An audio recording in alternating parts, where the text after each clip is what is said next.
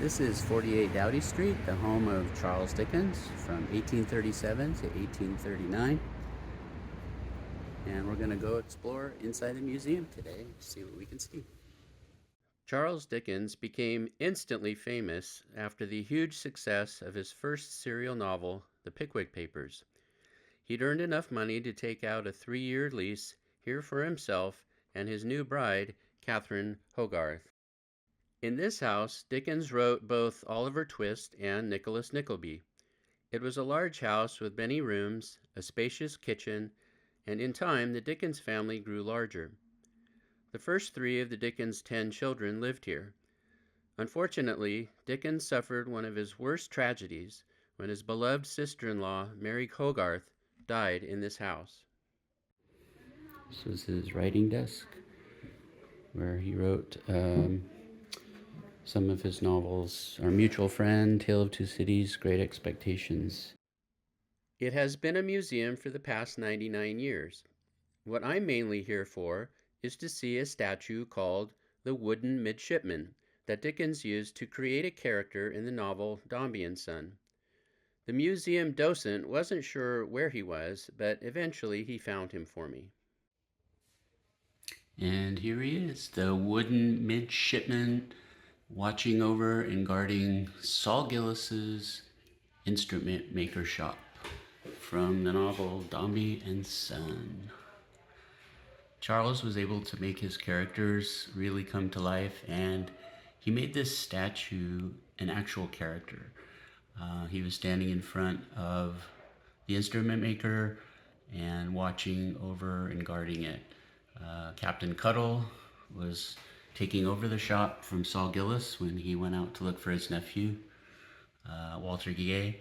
And Walter Gay, of course, ended up marrying Florence Dombey. So the Wooden Midshipman, as Dickens does often, he will turn objects into characters, make them come alive like an actual person. So this is it. Before I leave, I want to talk about this stuffed raven, owned by a character actor who played Dickens. After leaving this house, Dickens bought a raven and named him Grip. When Grip died, he bought another and named him Grip II.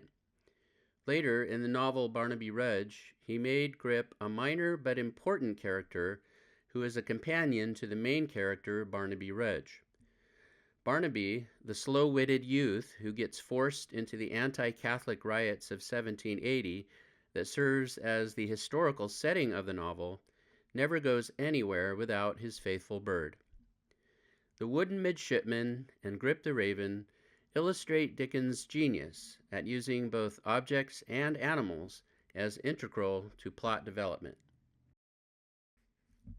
This is Bloomsbury Square, an important setting in the novel Barnaby Rudge.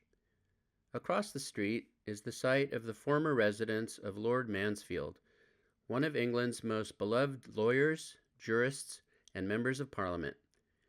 During the anti-Catholic Gordon riots of 1780, Mansfield was assaulted going into the House of Commons, and later his house was burned, along with his irreplaceable collection of law books and other valuables.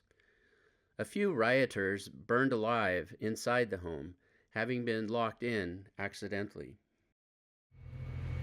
Now, 2 rioters, John Gray and Charles Kent, both crippled during the riots, were hanged here in Bloomsbury Square, and they were forced to look at the house that they had destroyed.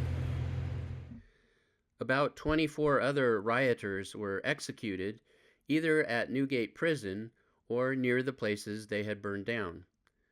Despite the devastation to his home and papers, Lord Mansfield refused to accept reparations from the government to pay for the damages, not desiring to put an additional tax burden on the citizens. At the end of the novel, Dickens leaves the readers in suspense, intimating that since Barnaby was not hanged at Newgate Prison, that he probably would be hanged here in Bloomsbury Square. But at the last minute, Barnaby is granted a reprieve and is reunited with his distraught mother and friends. I'm standing here on Southampton Street, It used to be called Highgate, and in the novel Martin Chuzzlewit, a very famous character named Sari Gamp, who was who lived with a taxidermist. She herself was a midwife, and in this building behind me, she lived on the second floor above Mr. Sweetlepipe. And Sari Gamp was an unusual character. She carried around a large cotton umbrella, and today people in the UK still call them Gamps, apparently. Although I talked to a man at the Dickens Museum who said he's never heard of that before, so I'll have to check my sources. Mrs. Gamp provides the comic relief, getting caught up in tragic events of which she is unaware.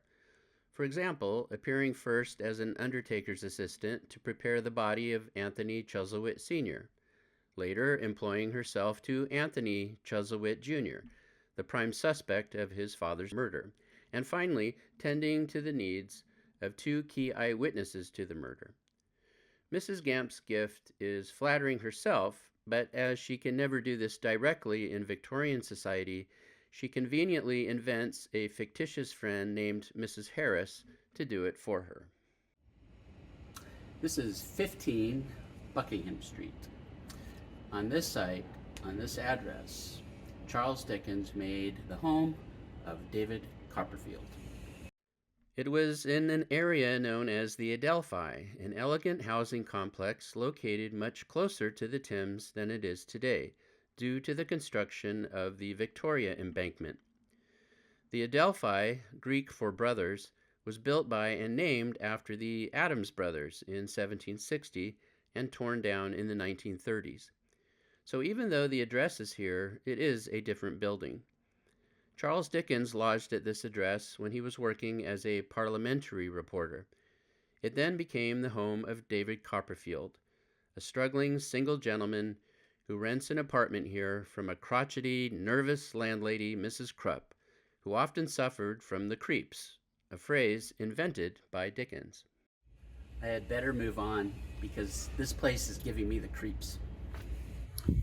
Behind me, underneath the bridge, the embankment bridge, is roughly the site of where Charles Dickens worked in Warren's blacking factory when he was 12 years old, exactly 200 years ago.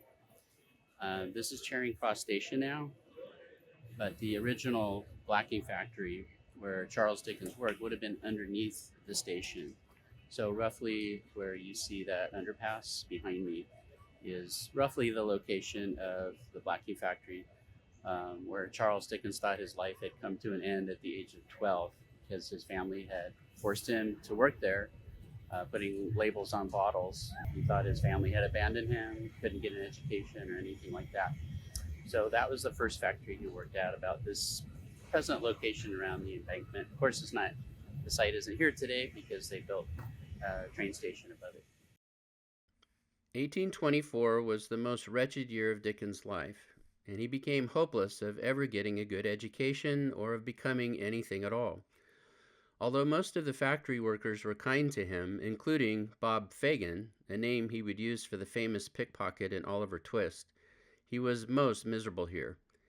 He would have to walk for miles to his boarding house north or south across the Thames to visit his family in debtor's prison. In between, he would have to find enough food to subsist on from his meager weekly wage, all before he became a teenager. Across the Strand, looking into Trafalgar Square, is the King Charles I statue. But in Dickens' time, there was a famous coaching inn that stood behind the statue where the famous lions are today.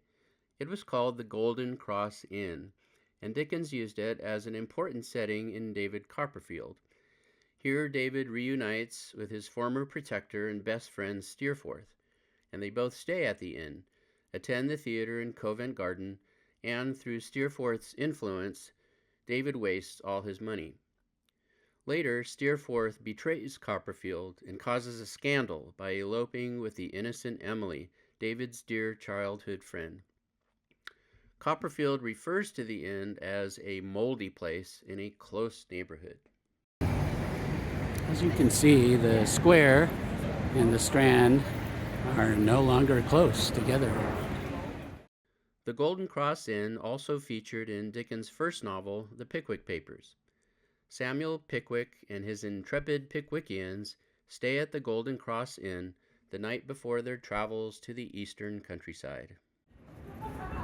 Okay, this is a site from Charles Dickens' book, A Tale of Two Cities. This is where Dr. Manette and his daughter Lucy lived together. There was a man in front with a golden hammer. That's gone. It used to hang right about here. But it was the best of times. It was the worst of times for Dr. Manette, and especially when they went with Lucy to help rescue her husband from France in Paris during the French Revolution. So this was Dr. Manette's, the site where he lived.